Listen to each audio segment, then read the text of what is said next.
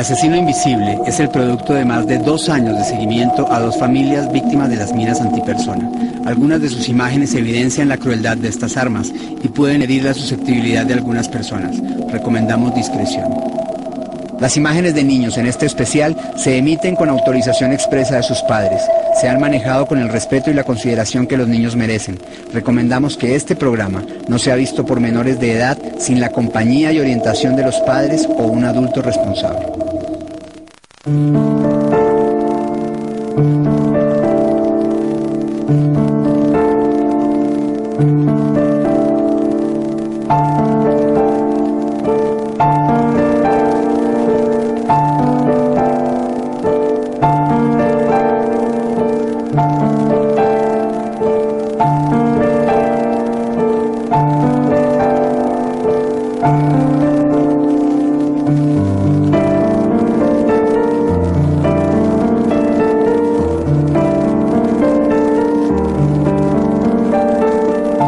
Eran las 4 de la tarde del 26 de mayo del 2005, cuando Claudia Chavarría, de 21 años, sintió en sus entrañas que algo andaba mal.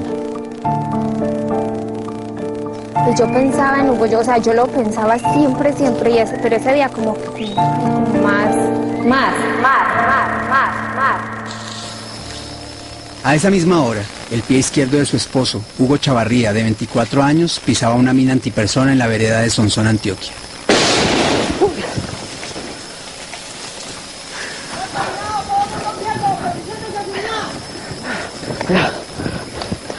Él y su compañero Camilo Moreno, de 22 años, volaron por los aires.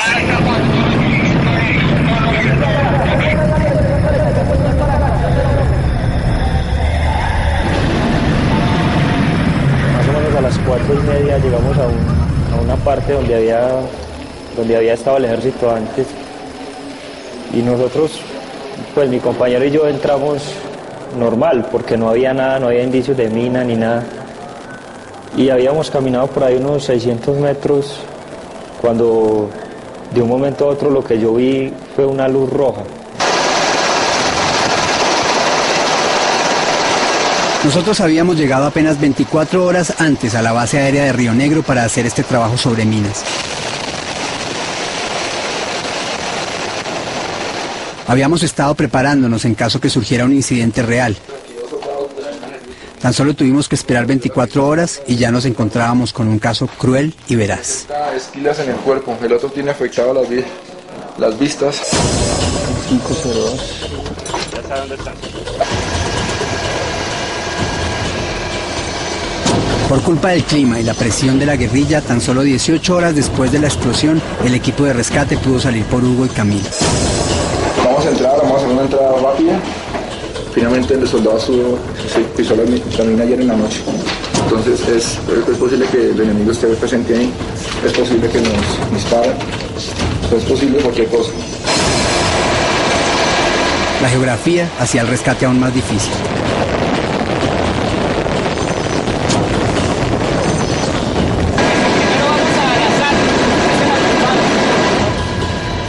Después de varias horas, finalmente, con mucho esfuerzo, los helicópteros pudieron entrar. Yo no sentía el helicóptero ni lo podía ver. Pero decían que ya venía. Ahí le va echando sangrado.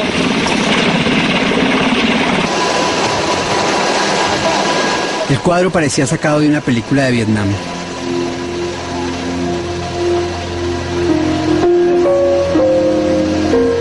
Los compañeros de Chavarría, visiblemente cansados y que habían talado el bosque a punta de machete para improvisar un helipuerto, lo subieron a él y a Camilo a la nave.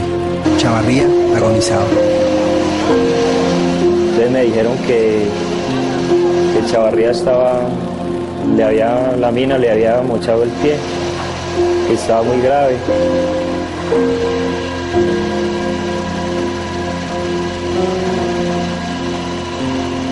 Y yo sentía pues las vistas que no me reaccionaban.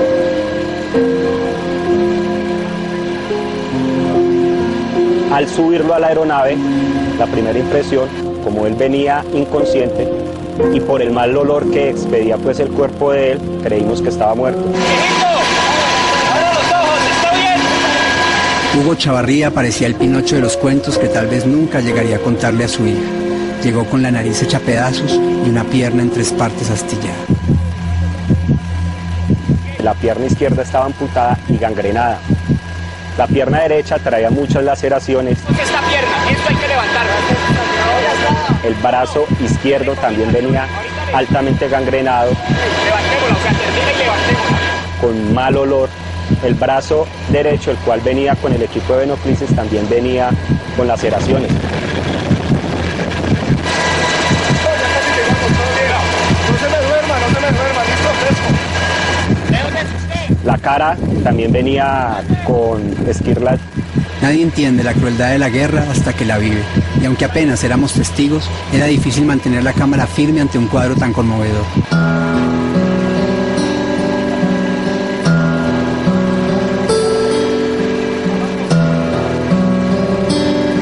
Poveda y los otros enfermeros de combate trataban por todos los medios de mantener a Chavarría consciente.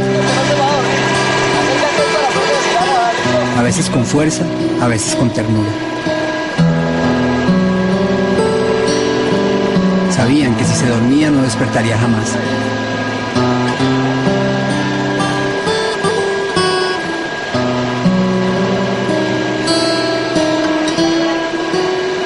La vida se le escapaba mientras en un rincón de la nave, como los 2 niños inocentes que alguna vez fueron, Camilo, ciego, y el otro soldado, herido, se sostenían uno al otro.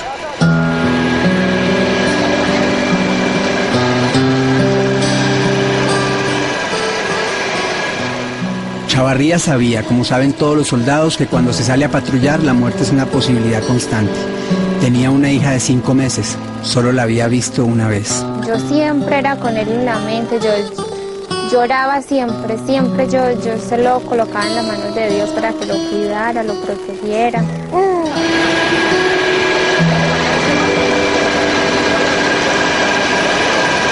40 minutos después del rescate, los techos del poblado se veían a lo lejos.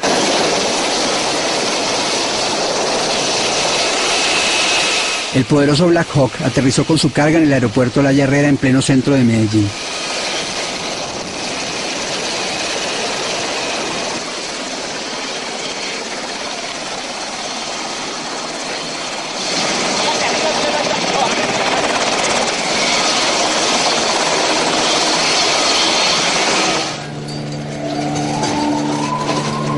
Nunca vimos un auto atravesar tan rápido esta ciudad.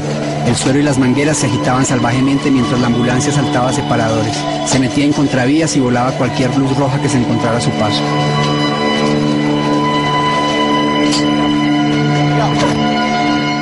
A eso de las 11:30, Hugo ingresaba por urgencias al hospital Pablo Tobón Uribe.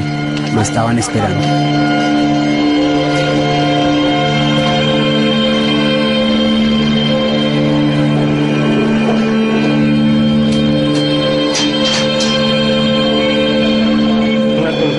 Pues tremenda, requiere pues ser llevada a cirugía para lavado de debridamiento de todas esas heridas y hacer todo lo más posible, ¿cierto? Para tratar de salvar la vida Y mientras un pequeño ejército de enfermeros y enfermeras lo conectaban a las máquinas y le limpiaban las heridas quemadas y abiertas, las placas de rayos X, como cartas de un tarot no escrito, auguraban terribles presagios. El pantico está muy regularcito. Realmente para que un niño, un pirri de una amputación de esta sea funcional, debe tener por lo menos 2,5 centímetros por debajo de una estructura que hay aquí que llama el tubérculo tibial anterior. No se daba mucho por la vida de este hombre, y de llegar a salvarse la amputación sería muy arriba. Y si esta paciente no se amputa por encima de la rodilla, probablemente lo mata la infección.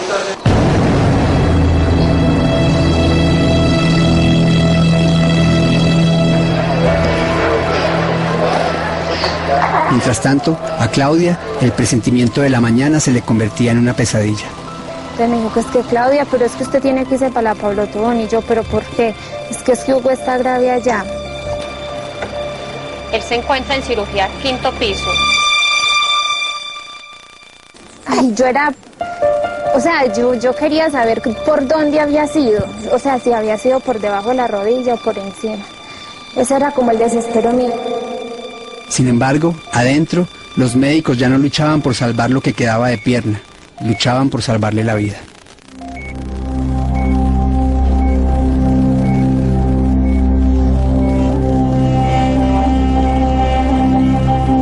La funesta prolongación del conflicto colombiano y la sistemática insensibilización de la sociedad ha hecho que el país pierda en muchos casos la perspectiva ante la crueldad de la guerra. El uso indiscriminado de minas antipersona por parte de los actores armados es uno de los más notables ejemplos de esta deshumanización. Casi a diario se pueden ver en las noticias los casos de víctimas militares y civiles. No obstante, es aquí, en la sala de cirugía del Hospital Pablo Tobón Uribe, donde entendemos por primera vez el efecto devastador de un arma perversa, concebida ni siquiera para matar, sino para torturar.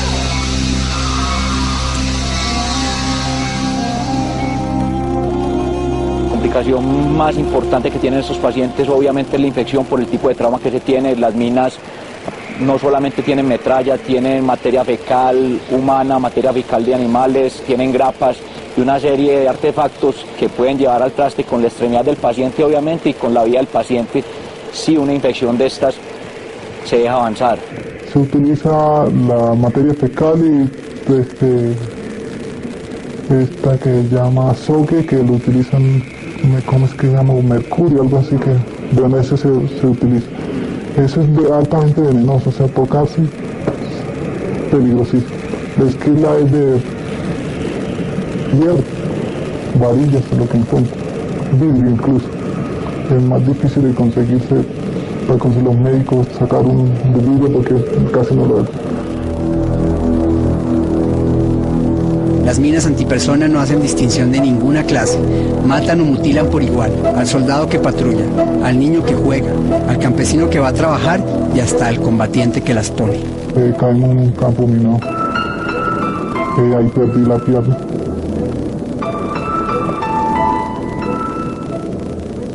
Yo creo que es lo más terrorífico que hay, porque yo creo que un tiro, yo creo que eso no es, bueno, como un calambroncito, después ya de la mina, sí. Yo le digo que yo quedé como, incluso todavía sueño, le tengo más miedo a una explosión, e incluso yo escucho una explosión y se me timbra. Yo creo que fue como la psicología del golpe, yo creo, porque es que afecta más y uno mirarse, uno que quedó así, es muy terrible, bastante terrible. Este es Pablo, desmovilizado del ELN. Tuvo que aprender en carne propia del terror que él mismo sembraba en esta tierra. Él sabe mejor que nadie la siniestra facilidad con que se manufactura el horror. Una mina se hace de cualquier material, o sea, eso no puede, uno dice que tiene que ser de un específico material, no. Eso utiliza tarros de lámina de PVC, pero para que no se detecte, se están haciendo de PVC y de madera.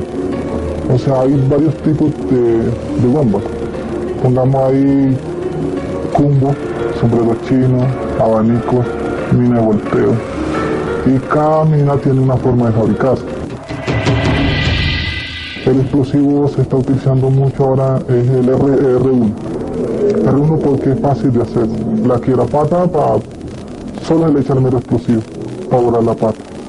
El de 800 gramos es como para varios, o sea, para hacer un efecto de darle a 5 o 6.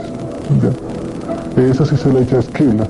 Escucharlo le pone a uno los pelos de punta. Es aterrador saber cómo las víctimas no son más que números, una estrategia económica para los señores de la guerra. Otra cosa es que quedando herido le va a quitar más plata a la fuerza militar. Puede ser una cosa como una estrategia, ¿sí o no? Dicen, matar a un soldado, listo, se enterró y listo. Pero queda herido, tienen que, bueno, pagarle a la familia, pues, y además tiene más consecuencia política. Se dice que para cuidar a un herido se necesita, pongamos, 3 o 4 para sacarlo y eso y darle los primeros auxilios. Mientras que por muerto no, se quedó ahí, se pasó por encima y listo ya.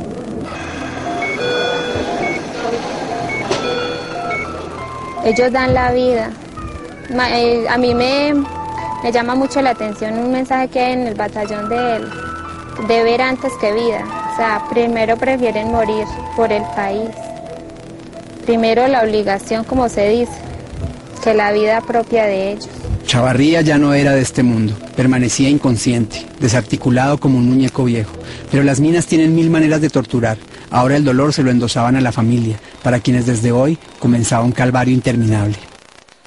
Ese día que ya supe, no, fue un día muy duro para mí, yo me enfermé. Y todo ese tiempo nosotros éramos muy tristes, es que yo ni comía, yo no comía. Muy duro, es que para mí era llorar, la vida mía era llorar. Pues no, me dijeron que él había caído en un campo minado, que había perdido el pie izquierdo. Y en este momento le están haciendo la segunda cirugía porque está muy infectado. O sea, me dijeron que estaban tratando de salvarle la vida. Para el tercer día, Hugo Chavarría ya tenía 3 cirugías encima y muy pocas posibilidades. Sí, como a los 2 días de él estar allá en cuidados intensivos me dijeron los médicos pues que vamos a hacer lo que más se pueda. Pero, o sea, como que ya se les salía de las manos, me querían decir, y yo hasta me resigné, pero eso es muy duro. ¿Llorabas mucho? Sí, yo lloraba mucho, me puse muy delgada, porque eso es muy difícil, o sea, eso solamente lo siente uno cuando le pasa.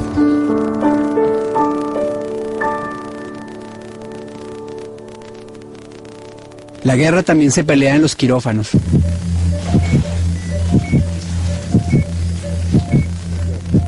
La guerra contra la muerte, la guerra que los médicos, que son los que tratan de armar los pedazos de tanta violencia, libran todos los días en este país.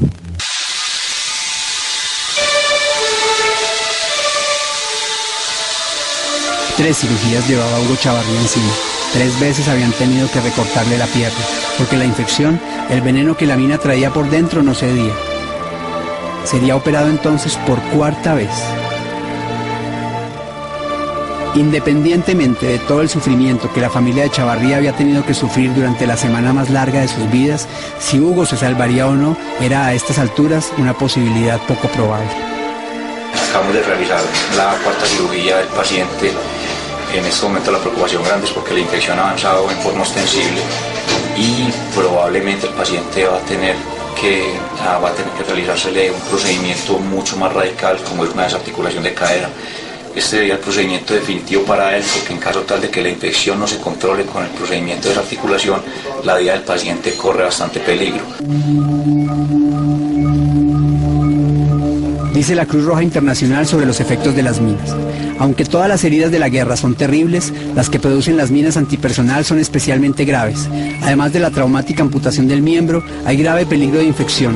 El propósito de estas armas es matar, o más a menudo discapacitar de por vida a las víctimas. Están especialmente hechas para destrozar miembros y vidas sin posibilidad de recuperación. La afluencia de víctimas por minas antipersonas ha aumentado en el hospital. Tenemos días hasta de 10 pacientes, entre ellos civiles, militares, señoras, señores trabajadores que salieron a su tierra y les pasó eso en su misma finca. Y lo más triste es cuando vienen los niños, que siempre llegan. Los soldados saben que morir o quedar mutilados es parte del riesgo que involucra su trabajo. De alguna manera saben a qué se exponen. Él me decía que cuando él veía por allá en el oriente niños amputados, que él prefería que le pasara a él.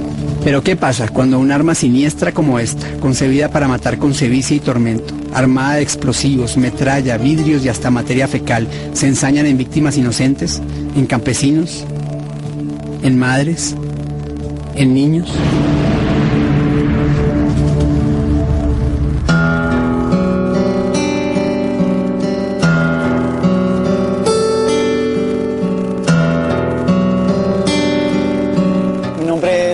Jair Sneider Parra. Mi nombre es Minaini Ramírez.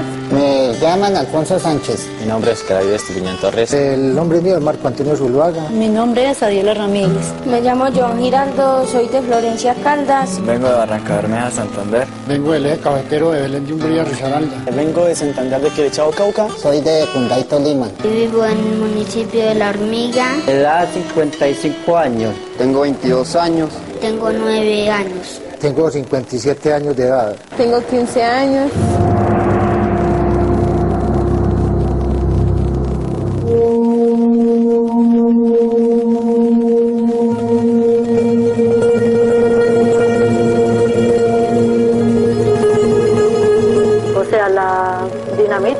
explosivo, estaba en el fogón de leña. Yo tenía 10 años en esa época. Y yo me puse a ver y estalló.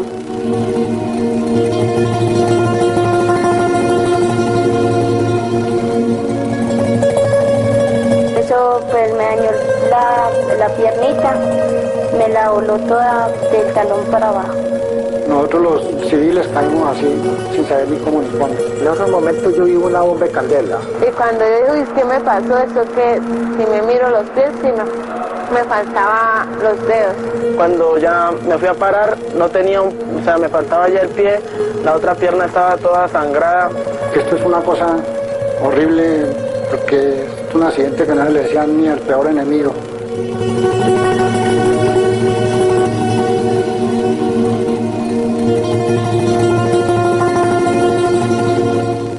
Un cuento de niños.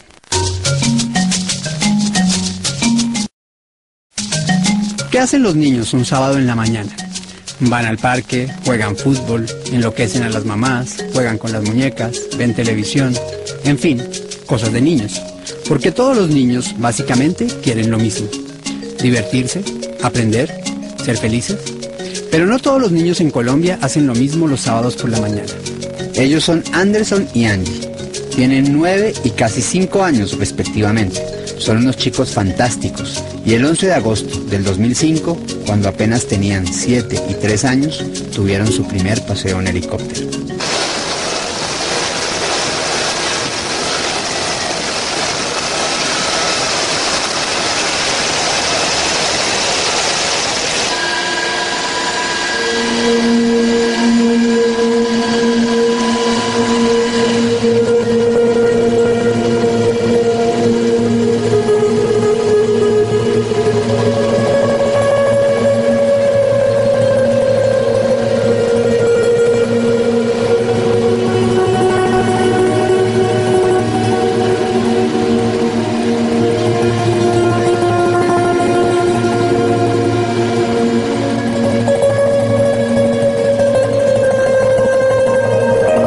Esta es la realidad de la guerra, que de por sí ya es cruel, pero que raya con el absurdo, cuando dos niños de 7 y 3 años pisan una mina antipersonal dejada por la guerrilla en el propio patio de su casa, un sábado en la mañana.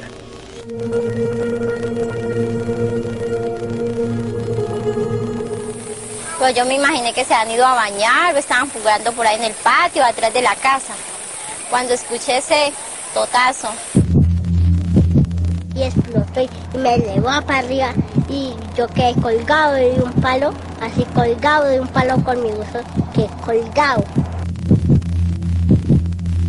Salí como loca gritando que eran mis niños, pero yo sin saber, pero yo me imaginaba de una vez que eran mis hijos. Cuando miré la niña que venía con ese bracito así todo deshilachado. Y después yo le dije a mi mamá que me quitara el brazo y dijo que no.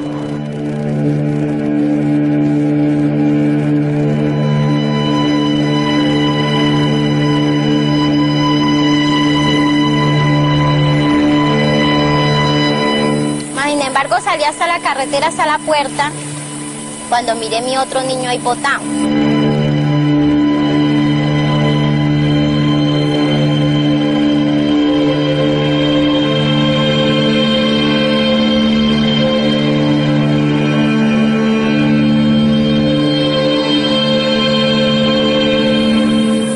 Lléveme para la casa.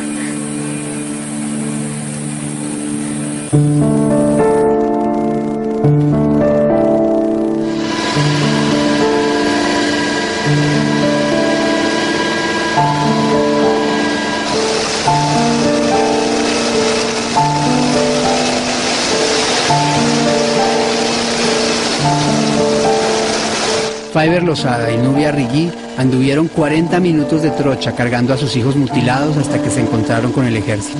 Al llegar al ejército me preguntaban mis cosas y yo no les contestaba porque yo en ese momento no sabía ni qué hacer. Que mi papá me cargaba y se agachaba y lloraba.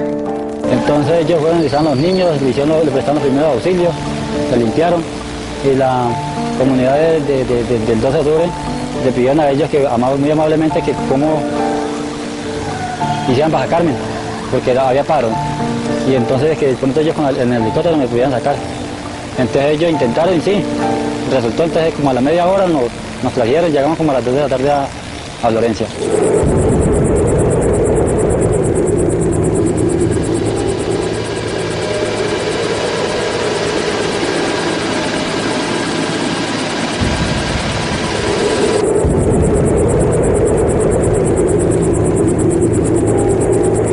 Angie y Anderson no gritaron, no lloraban, se portaron muy juiciosos.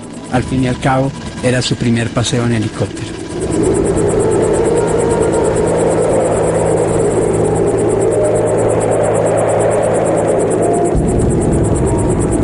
No es una preocupación, especialmente pues del movimiento, que haya víctimas pues de la población civil. No es una mayor preocupación. Y en cambio sí el rendimiento frente a la tropa enemiga es muy alto. Un buen explosivista es muy valorado, y muy apetecido por cualquier unidad, por cualquier frente.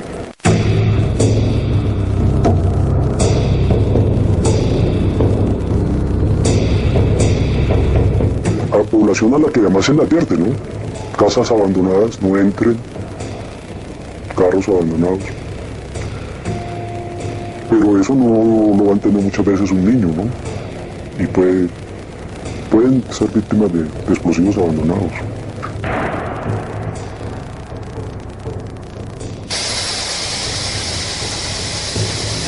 Están siendo aproximadamente las 4 de la tarde, llegan los niños, o sea, el niño, o sea, la primera impresión que llega es un niño, o sea, da una impresión muy, o sea, es una impresión muy profunda. Porque uno dice, sí, estamos en una guerra, una violencia, pero ¿por qué los niños? El niño Anderson llegó con una amputación casi completa del miembro inferior y la niña llegó con una amputación casi completa del bracito también. Más que esquirlas eran destrucción, lo que era la piernita del niño venía completamente destruida, no traía huesos, solamente tenía colgadito de lo que era la piel como tal.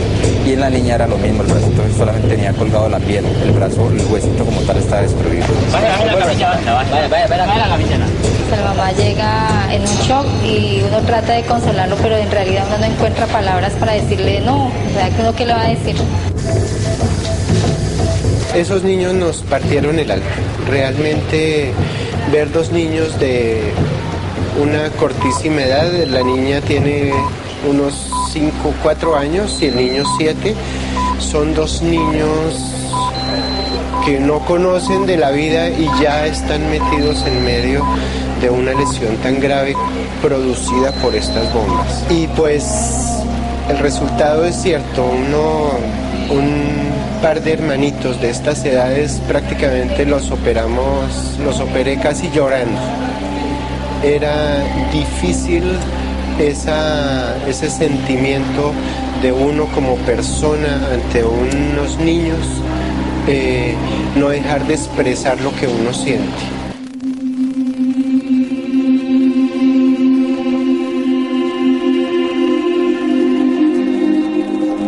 Las palabras de un médico que ha visto cualquier cantidad de dolor y que aún así no puede contener las lágrimas ante el horror infligido en dos criaturas tan frágiles, habla mejor que nadie de la crueldad que una mina carga por dentro. Al conflicto no puede escapar nadie. Todo el mundo tiene que dar su cuota. De esta forma que no es un problema del movimiento, es una cuestión de conflicto, se le adjudica el conflicto. Entonces no experimenta ninguna sensación de reparación o de conmiseración con una persona o con una familia. No, sería antieconómico.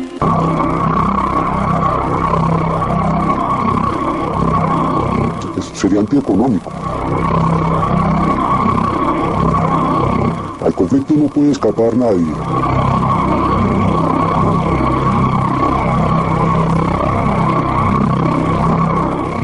Es muy triste ver la noticia de que estamos catalogados en el mundo como el primer país por sobrevivientes y víctimas de minas antipersonal, accidentes. Las cifras que yo vi, si mal no recuerdo, llevamos 780 víctimas, que en total del año 96 a hoy llevamos alrededor de 4.800, y de esas 4.800, 1.800 han sido civiles. Y toda la población civil es una población campesina, el típico campesino colombiano, de regiones muy apartadas. Por definición, víctima es toda persona que de manera directa o indirecta está afectada por las minas. En ese orden de ideas, de manera directa, están las 5.836 víctimas y su familia. Entonces multipliquemos eso por 4. Pero además, de manera indirecta también se encuentran todas las poblaciones que están en riesgo. Y entonces estamos hablando de 627 municipios que están afectados por el miedo a este flagelo. En la actualidad en Colombia tenemos 6.268 víctimas.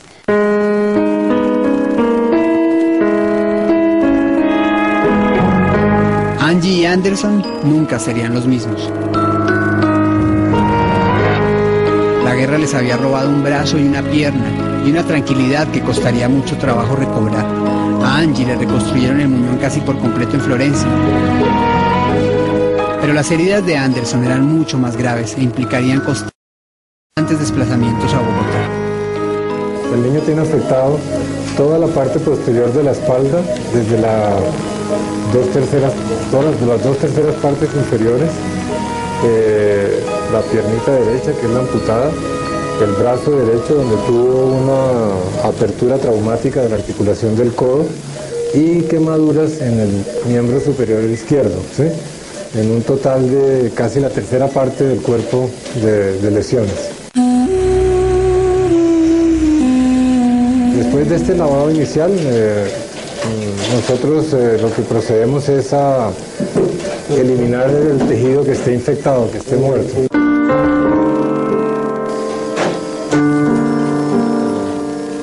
Tres veces tuvieron los médicos que intervenir a Anderson, hasta lograr que todas sus heridas cicatrizaran y que su pierna pudiera recibir una prótesis. 7 años tenía Anderson cuando fue operado por tercera vez. Su cuerpo de niño en crecimiento empezó entonces a sanar. Su alma sería otra cosa, pero por ahora este asunto parecía mejorar. Nos ayudó lo que fue la Cruz Roja, la campaña Colombia contra Minas y CIREC.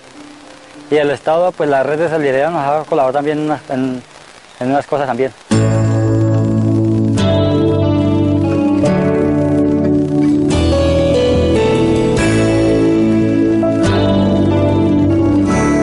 Largo es el camino que recorren las víctimas y sus familias. Muchas de ellas nunca reciben ayuda de nadie.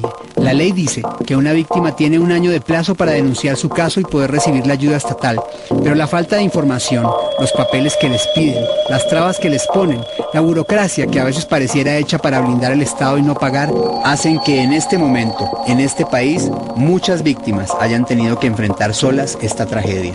En la actualidad en Colombia tenemos 6.268 víctimas, de las cuales, por vencimiento de términos, se calcula que más o menos el 40% no han recibido atención, porque no conocían que tenían sus derechos. Si a eso le sumamos que somos un país que se ha acostumbrado al dolor, parecería, a veces, que el problema de las minas se hubiera convertido en una cuestión de farándula.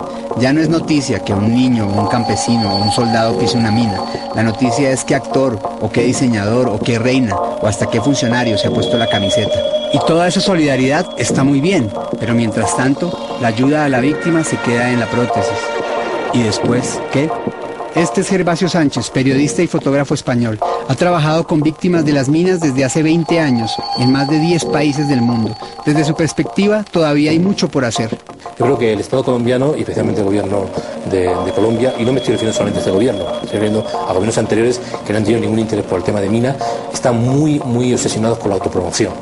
Yo he visto en encuentros de mutilados que han ocurrido en Antioquia o en Meta, donde la presencia estatal es una presencia siempre buscando un impacto mediático inmediato. Para mí no existe una autopromoción, existe más bien un ejercicio de alto nivel que ayuda a que el tema se promocione.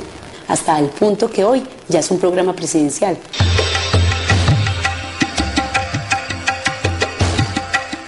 Las víctimas tienen que buscarse la vida para poder seguir trabajando. Yo acabo de llegar de Bucaramanga, donde estoy siguiendo la historia de una niña con 10 años que perdió la vista y un brazo hace 3 años y voy a tener que buscar yo una ayuda en España porque verdaderamente aquí no la está consiguiendo. Todo esto hay que financiarlo de alguna manera. Esto sería obligación del Estado, obligación del gobierno. No solamente creer que el problema se soluciona con una prótesis.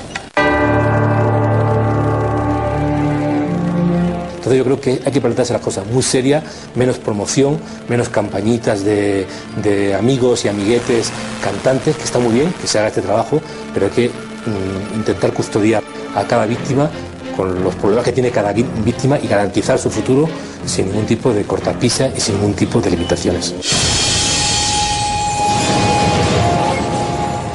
Por otro lado, para la coordinación de las acciones, el Observatorio de Minas cuenta con 2.700 millones de pesos para ese tema de la coordinación, de la promoción y para poder garantizar, digamos, un trabajo articulado entre los ministerios. No obstante, no se puede desconocer la labor del Estado, aunque a veces parezca incompleta.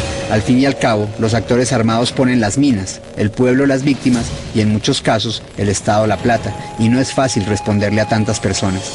Se estima que una víctima en todos sus procesos de rehabilitación, digamos, debe costar más o menos $90.000. Estos son 200 millones de pesos. 200 millones de pesos que se reparten en, uno, la atención de la urgencia y el salvar la vida, ¿cierto? Posteriormente, el tema de la rehabilitación y en las indemnizaciones y la reincorporación social y laboral. Tristemente, muy pocas personas han reclamado la indemnización. Podríamos decir que casi que solo el 20% de las víctimas han reclamado la indemnización. 20%, o sea que un 80% de las víctimas están pendientes de indemnización.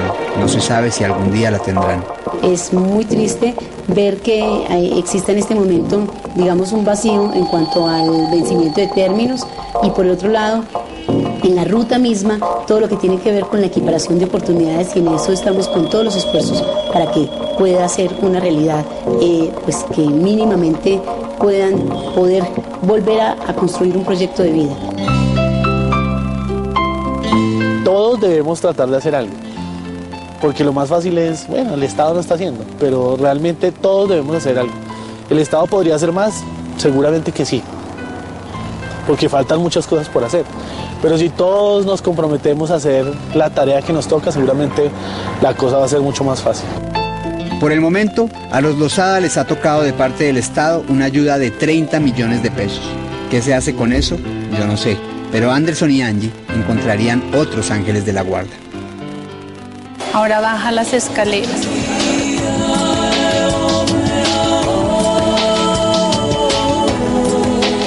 ¿Ahora a quién le toca? ¿A la mano o a la prótesis? A la prótesis. El CIREC, Centro Integral de Rehabilitación de Colombia. Esta entidad sin ánimo de lucro que busca rehabilitar a la población con deficiencias ortopédicas, pero que en este país minado ha terminado ayudando a muchos niños como estos dos. Buenas tardes, hoy es diciembre del 22 de diciembre. Ya llevamos 1 año y medio aquí en la rehabilitación de los niños. Ya se terminó, ya el niño ya le terminó la prótesis, la niña también. Y ya así es que ya nos dieron salida para irnos mañana.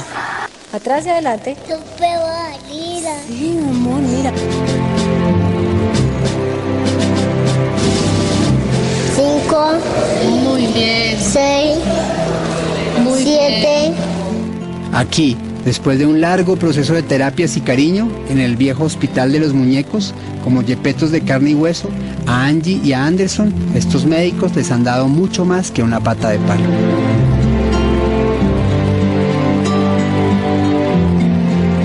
Utilízame la prótesis. Eso, sostén esto, duro. Mantén el muñón atrás para que la rodilla no se vaya a doblar.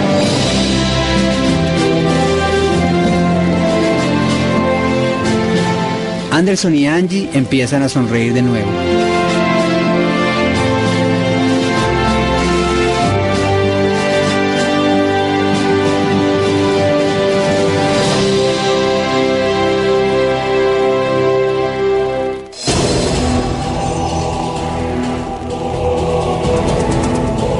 Pero muy lejos de ahí, en el Hospital Pablo Tobón Uribe, en Medellín, en nuestra otra historia, Hugo Chavarría se debate entre la vida y la muerte mientras su hija de brazos y su mujer lo esperan.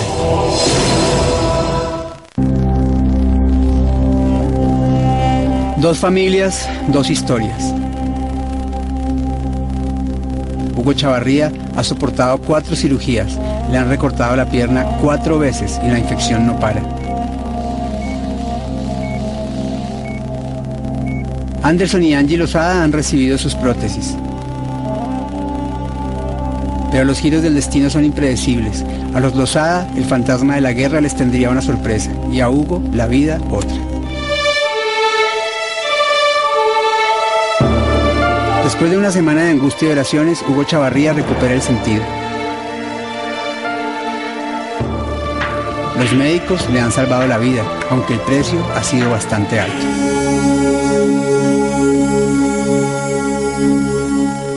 Hugo ha sido amputado a la altura de la articulación. El uso de una prótesis será mucho más difícil en su caso, pero Hugo ha vuelto de entre los muertos y nada podrá detenerlo. El hombre musculoso que habíamos visto subir inconsciente días atrás al helicóptero se despertaba hoy hecho un remedio de sí mismo, un impacto bastante fuerte. ¿Cómo se siente hoy? No, pues bien. Me siento con ánimos todavía. Apenas que empieza la... ¿Y la recuperación cómo va? No, pues bien. Como un 100%.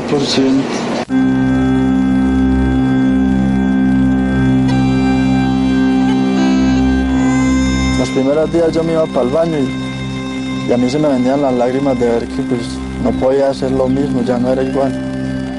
Y más de una vez me caí. Y lo berriondo es que cuando uno se va a caer, usted manda su... Porque es que es de uno, ¿sí o no? Y es complicado uno adaptarse a lo que es de uno. Y para perderlo después, ¿sí? Es cruel la vuelta.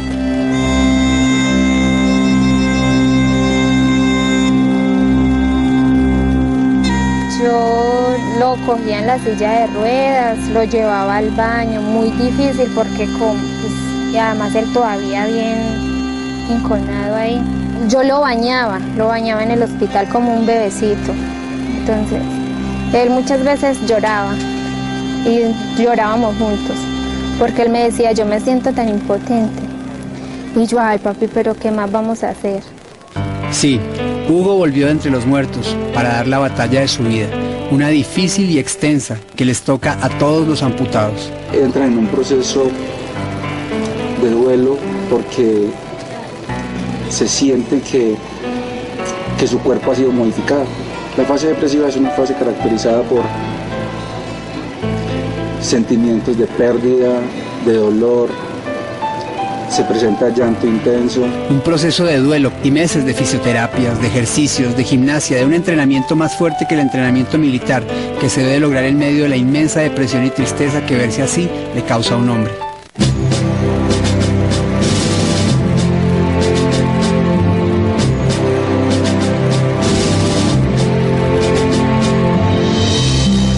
Pero Hugo se levantó y caminó, a pesar del dolor y los traumas, impulsado por una fuerza que podrá sonar cursi, pero que da el amor. La niña. Ella hacía, si no llamarlo siempre, era papá, papá. Desde los 5 mesecitos ella lo llamaba mucho. Papá, papá. Y yo veía a mi niña, yo me venía a dormir a la casa y yo no dormía, porque la niña, ay no, mi niña era lo que más me martirizaba. Estoy peinando para dejar la peinadita para irme ya para el hospital. Pues no la había visto sino como 1 o 2 veces. Y pensé que no podía morir todavía. Yo siempre pensé que podría aguantar.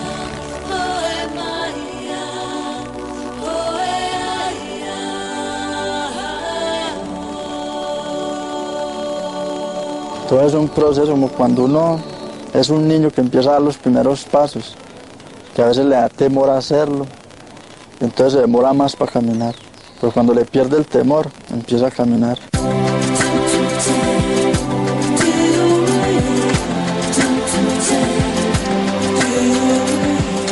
Tengo que agradecerle mucho a Claudia, a mi esposa, a mi mamá, Siempre estuvieron conmigo en todo momento, de noche, de día, se turnaban y siempre estaban ahí.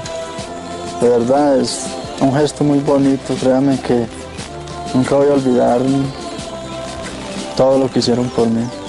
A Hugo Chavarría el país le devolvió la pierna que él sacrificó en el cumplimiento del deber. No sería la misma, pero es algo, es mucho. A muchas de las víctimas civiles de las minas en Colombia no les toca ni una pata de palo. De igual manera no es igual porque esto es hipotérmico y el pie es normal, ¿sí o no? Pero entonces es chévere uno ver que puede caminar después de que estuvo con un hueco ahí que no se podía tapar, ¿sí o no? Gracias a la ciencia y a todo lo que ha habido en todos estos años, ahora es más chévere, ¿sí o no? Ahora, una nueva vida comenzaba para este hombre. Tenía muchas cosas por hacer. Además, la guerra le habría quitado una pierna, pero él seguía completico. Yo no sé si es que Hugo es muy... No sé si es que es muy alentado, yo no sé. Porque desde el día... A ver, él reaccionó, ¿cierto? Y esa noche me decía que mami, venga, acuéstese conmigo. Y ya después, como a los 4 meses, ya estuvimos juntos, era normal, los besos eran igual, todo. A mí me pareció todo como igual, o sea, siempre hay un vacío ahí, pero, o sea, no sé, yo no extrañé tanto. A él le falta un pie, pero él sigue siendo Hugo, él sigue siendo la persona de quien yo me enamoré. Sí, 4 meses después de la tragedia, Hugo le hacía a Claudia el milagro de la vida. Mejor dicho, le haría otro chino, que nacería 9 meses después.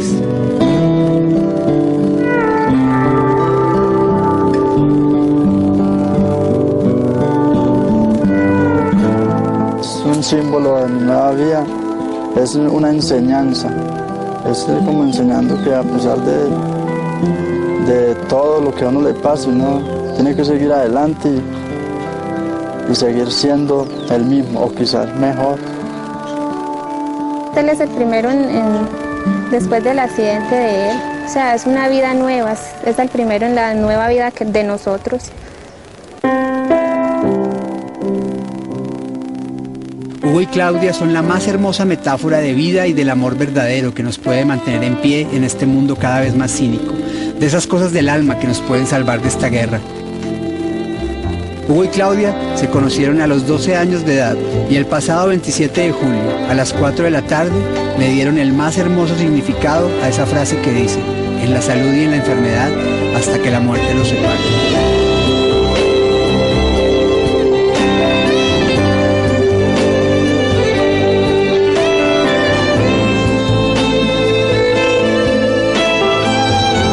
Un final feliz en medio de la guerra. Hugo le dio su matrimonio a Claudia con la indemnización que le dio el ejército.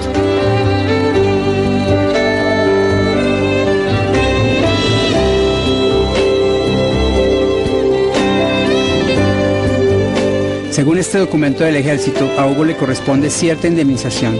Le entregaron menos de la mitad. Le dijeron que eso era suficiente. Estamos seguros que debe haber un error y que pronto le darán lo que en realidad le corresponde. Pero mientras los Chavarría se reconcilian con la vida, en nuestra otra historia, a los Lozada, el monstruo de la guerra les tiene otra sorpresa.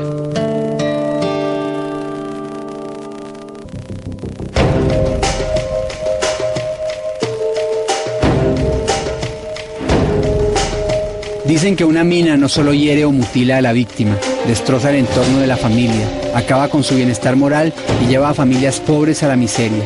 Muchas veces obliga al desplazamiento.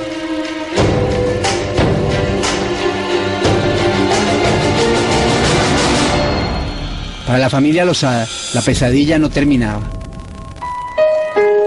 Habían tenido apoyo de la Cruz Roja, habían recibido del gobierno una ayuda de 30 millones de pesos con los que Fiverr había comprado un ganado. Sus hijos habían recibido las prótesis y toda la terapia de recuperación física y psicológica gracias al CIREC. No obstante, El monstruo de la guerra es tan perverso y sus señores tan crueles que, como si esta familia no hubiera tenido suficiente, decidieron someterlos también al éxodo, al desplazamiento. Pues la verdad, pues, o sea, nos habían dicho que como que nos estaban buscando, o sea, por prácticamente amenazas. Horrible, porque de todas maneras usted cree que uno ya tener todo lo de uno, lo que en tantos años ha bregado para construir, conseguir y quedarse prácticamente, tener que uno salir sin nada.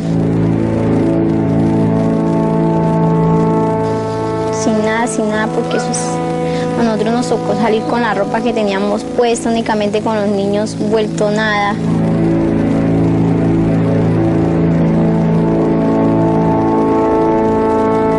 Julio de 2006.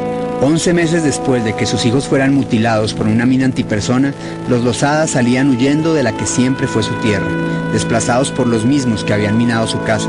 La plata que Faiber había invertido en ganado se quedaría allá, a merced de ellos. Mi sueño sería, por ejemplo, tener algo, volver a recuperar lo que perdí, por ejemplo, sí, ¿me entiende? Mi casa, mi finca.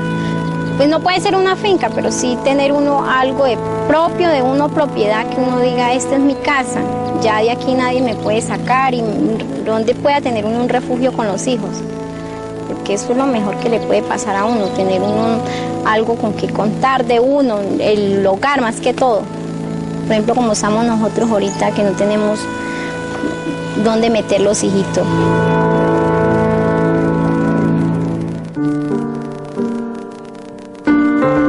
Grande es el esfuerzo que deberá hacer el gobierno para poder cobijar a todas las víctimas, pero todo este horror solo se detendrá cuando los actores armados reflexionen sobre los límites del conflicto.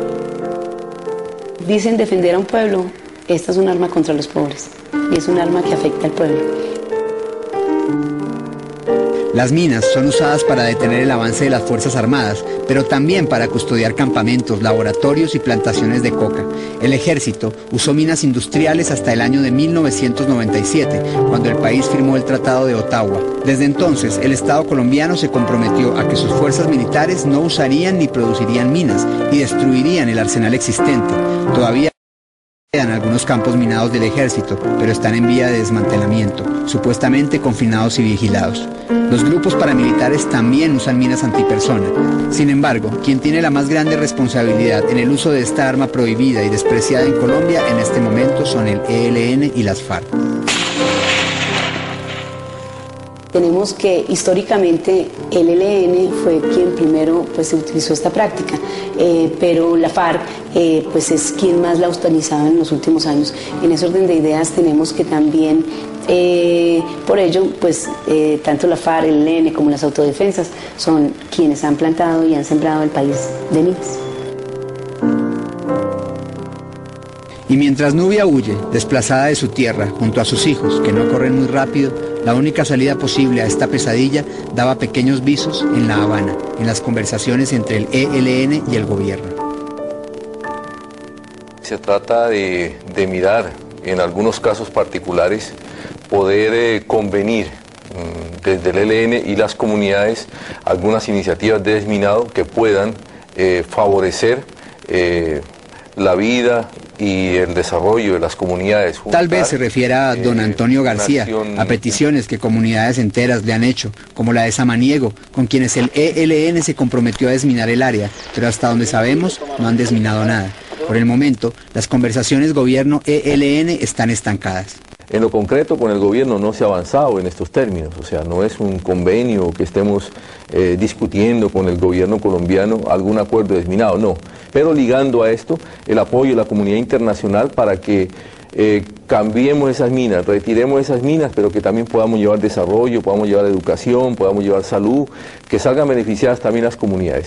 Y de otro lado, que evitemos que donde se retiran las minas, las tropas del ejército colombiano ocupen esas posiciones, porque entonces sería prácticamente improductivo. Estaríamos evitando víctimas, pero estaríamos favoreciendo a que las tropas enemigas ocupen posiciones. Siempre la estrategia por encima de la gente, pero al menos el ELN está dispuesto a hablar del tema.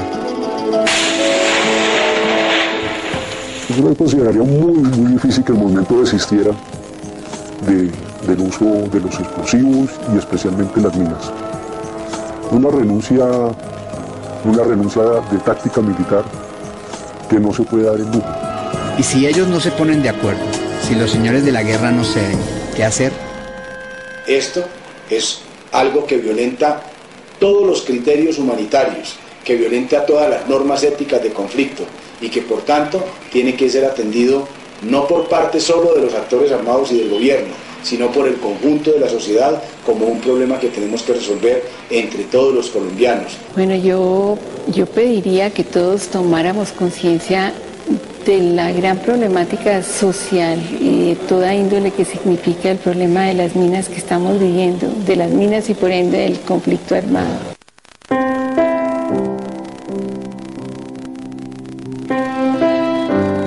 Hay muchas cosas que podemos hacer los colombianos: repudiar el uso de las minas, pedir el rechazo internacional sin condiciones ni cortapisos, solidarizarnos con las víctimas, contribuir de alguna manera, ojalá material y tangible. Pero este horror está en manos de los actores armados y como a veces la intransigencia de los hombres vela cualquier viso de razón, tal vez el sentido común o la lógica inocente de un niño les pueda recordar a los señores de la guerra qué es y qué hacen los asesinos invisibles. Una mina es como una zanahoria, pero tiene muchos cables adentro y por fuera pegados contra palos de las raíces del palo. Y esto, donde uno la llegue a tocar o pisar, esto explota y lo puede dejar muerto a uno. Y esto, o le puede dejar la vida, pero le puede quitar algo. Yo toqué la mina con el brazo y esto explotó. Que no deberían existir en el mundo o en Colombia. Porque puede matar a 1 millón de personas. Que hace muchos años las personas. Y a los niños también. Que se arrepienta y que no se siga matando a personas inocentes. Hasta el día de hoy, Faiber Lozada, su esposa y sus hijos continúan desplazados, sin dinero, sin trabajo, sin tierra y sin hogar.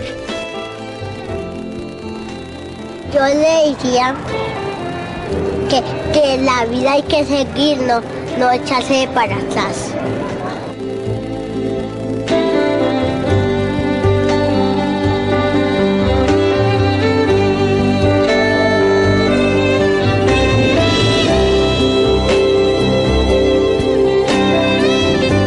Esta historia continuará.